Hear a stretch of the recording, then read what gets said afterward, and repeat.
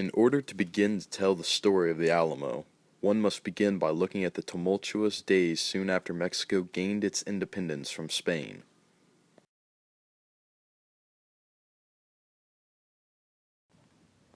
After gaining its independence in 1821, Mexico started becoming increasingly centralistic. Many of the colonists in Mexican-controlled Texas were unhappy with how the new government was being run. Tensions were running high, and the decade prior to the Battle of the Alamo was filled with political and cultural clashes between the Mexican government and the Texan colonists.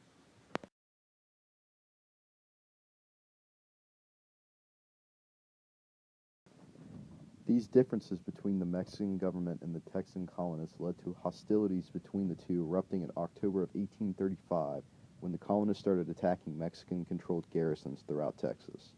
Colonists were eager to fight the Mexicans, so all of the garrisons were defeated by mid-December.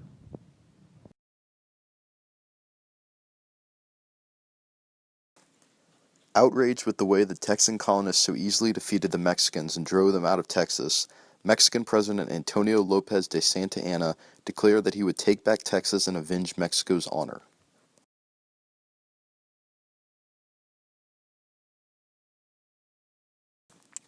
The first step in taking back Texas was for President Santa Anna to lead his army of over 1,500 Mexicans into Texas.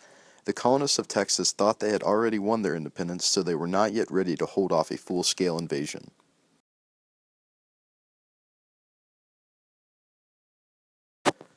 One of the first lines of defense for Texas was the Alamo.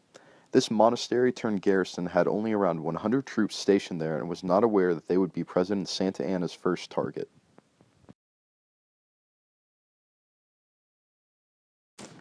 One of the main commanders of the troops stationed at the Alamo was William Travis. He helped his troops survive as long as possible and helped inspire the Texan war effort.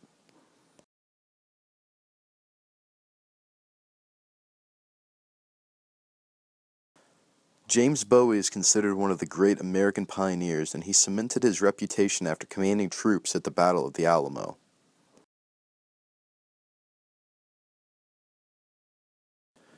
David Crockett was a Tennessee congressman who became famous for his larger-than-life stories.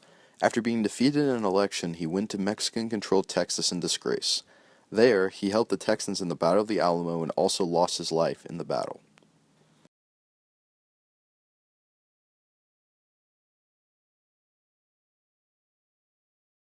Santa Anna soon arrived at the Alamo with his troops and placed the Texans stationed there under siege. The siege began on February 23, 1836, and lasted for 13 days. Many skirmishes broke out, but the larger battle would come later.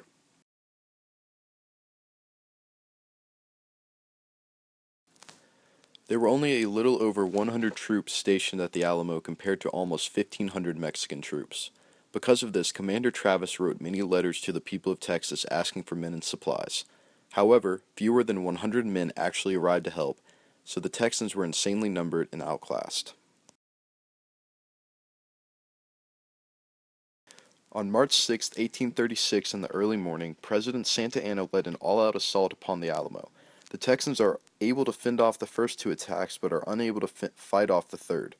The entirety of the Texan force is slaughtered, including the 7 that actually surrendered, plus the commanders William Travis and James Bowie.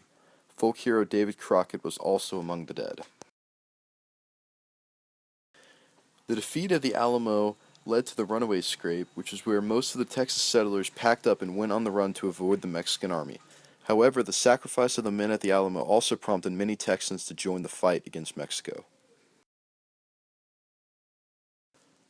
Furthermore, the siege that took place prior to the Battle of the Alamo brought time for the rest of the Texan army, which allowed them to finally defeat the Mexicans in battle and prompt Santa Anna to surrender.